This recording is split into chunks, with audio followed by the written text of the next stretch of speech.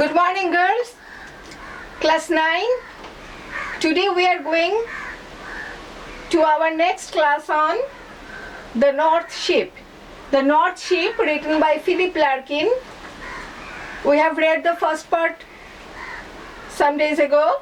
Today we are going to read the second and final part. Please open your textbook at page 71. আমরা এর আগে কি পড়েছি যে তিনটে জাহাজ বন্দর থেকে বেরোলো. 3 ships sailed away from the port. One of them which went west, got to a rich country.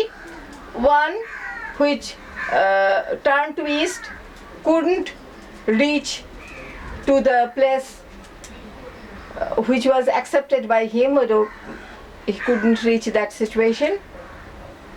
তো দুটো শিপের কথা আমরা পড়েছিলাম, তিনটে শিপের গল্প এটা. তো তিনটে শিপ বেরিয়েছিল কোথা থেকে বেরিয়েছিল? তিনটে শিপ বেরিয়েছিল বন্দর থেকে. তা দুটোর ঘটনা জানি, একটা খুব ভালো জায়গায় পৌঁছেছিল, একটা খুব ভালো জায়গায় পৌঁছতে পারেনি. এবার তৃতীয় শিপটার কথা এখন আমরা পড়ব. এই শিপগুলোকে Philip Larkin uses the ships as the symbol of man's journey. আমাদের জীবনে কি হয়, মানুষ যাত্রা শুরু করে, and some of them, like the first ship, reaches to a place, reaches to a situation which is quite acceptable and he is happy with it. আবার like the second ship, some of us do not reach to a good position, good situation. তার হয়তো ওটা ভালো লাগে না, but there is no way out. He has to accept that situation. In that place we have to accept that situation because we were anchored in captivity. আমরা ওই পরিবেশে পরিস্থিতিতে এমনভাবে বন্দী হয়ে যাই যে ওই অবস্থা থেকে আমরা বেরোতে পারি না, ওখানে আমাদের নোংর পড়ে যায়. যদিও সিচুয়েশনটা আমাদের কাছে অ্যাকসেপ্টেবল না হয়, তবুও আমাদের ওখানেই থেকে যেতে হয়. ধরো আমি চাইলাম ডাক্তার হতে, সত্যি চেয়েছিলাম, আচ্ছা, কিন্তু হলো না. হ্যাঁ, আমার ক্ষেত্রেই যেমন ধরো ডাক্তার হতে চেয়েছিলাম, হতে পারলাম না. বিভিন্ন ধরনের ব্যাপারে স্যাপারে বিদেশে পড়তে যেতে চেয়েছিলাম, সেটাও হয়ে উঠলো না, নানান রকম ব্যাপারে স্যাপারে. কিন্তু যেখানে এসে থামলাম, এখানে একটা স্কুলের টিচার হিসেবে আমি সেটাকে অ্যাকসেপ্ট করে নিলাম. চলো, ওটা হলো না ঠিকই, কিন্তু I am anchored to captivity. এখানে আমি অ্যাঙ্কার্ড টু ক্যাপটিভিটি, আমার আর এগোবার জায়গা নেই. এটা হলো. আচ্ছা, এবার থার্ড শিপটার ক্ষেত্রে কি হয়েছিল দেখ, টেক্সট বই দেখো. The third ship drove toward the north, over the sea, the darkening sea. But no breath of wind came forth, and the decks shone frostily. The third ship drove toward the north. তৃতীয় জাহাজটা উত্তর দিকে চলল. এর আগের জাহাজটা একটা গেছিল পূর্বে, একটা গেছিল পশ্চিমে.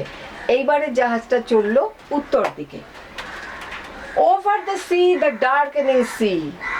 সমুদ্রের উপর দিয়ে, অন্ধকার হয়ে আসা কালো সমুদ্রের উপর দিয়ে. But no breath of wind came forth. এক ফোঁটা বাতাস এলো না.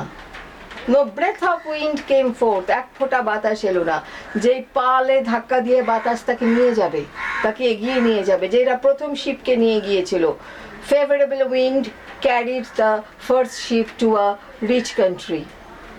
একটা ভালো পজিশনে নিয়ে গিয়েছিল, হলো না. সেকেন্ড শিপের ক্ষেত্রে সেটা হয়নি. The second ship didn't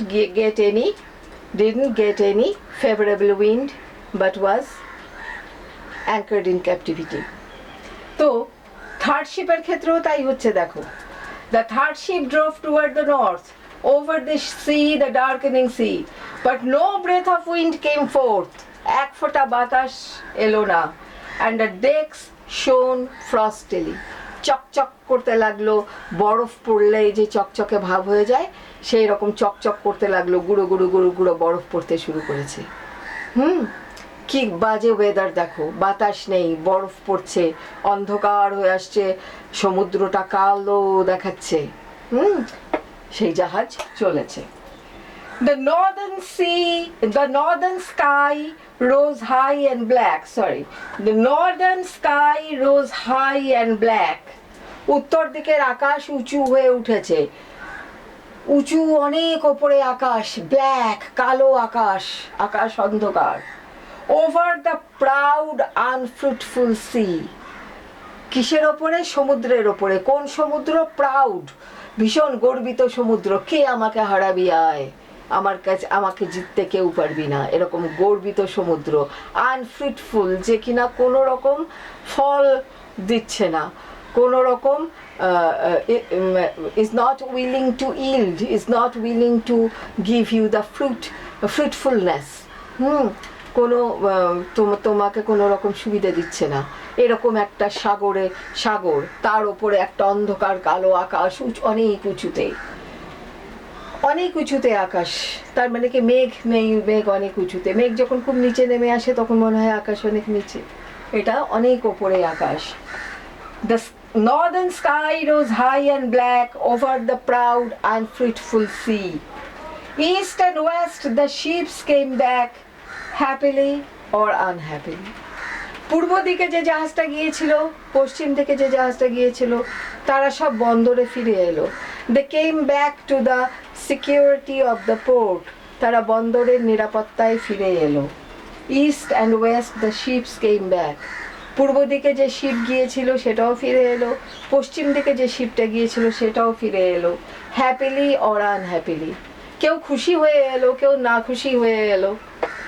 যে ভালো পজিশনে পৌঁছেছে সে খুশি মনে একটা সিকিউরড লাইফে ফিরে এলো, যে ভালো পজিশনে পৌঁছতে পারলো না সে যা পেয়েছে তাকেই মেনে নিয়ে একটা তাও একটা সিকিউর জায়গায়। বন্দর, port means security to a ship. বন্দর হচ্ছে একটা জাহাজের কাছে নিরাপত্তার প্রতিশব্দ আরেকটা। Port is synonymous to security to a ship. So both the ships, one of which went to the east and one of which went to the west, came back to the security of their port, security of their life. They stood still. তারা যেখানে পৌঁছেছে সেখানেই তারা রয়ে গেল, তারা ফিরে গেল, তারা আর এগোলো না, যা পেয়েছে সেটাকেই মেনে নিল। The one was happy because he got a very good place, good situation, ভালো জিনিস পেয়েছে সে। আর একজন সে আনহ্যাপি, ভালো পায়নি, তো চলো যা পেয়েছি তা নিয়েই থাকতে হবে, থেকে গেল। But the third went wide and far. কিন্তু তৃতীয়টা চলে গেল দূরে, অনেক দূরে। ওয়াইড মানে চওড়া, ফার মানে দূরে, অনেক দূরে। তৃতীয়টা চলে গেল ওয়াইড অ্যান্ড ফার, অনেক দূরে। ইনটু অ্যান আনফরগিভিং সি, ক্ষমাহীন সমুদ্রের ভেতরে। যেই সমুদ্রে একটু ভুল হয়েছে কি তুমি শেষ, সেরকম একটা আনফরগিভিং সমুদ্রের ভেতরে সে চলে গেল, ক্ষমাহীন সমুদ্র।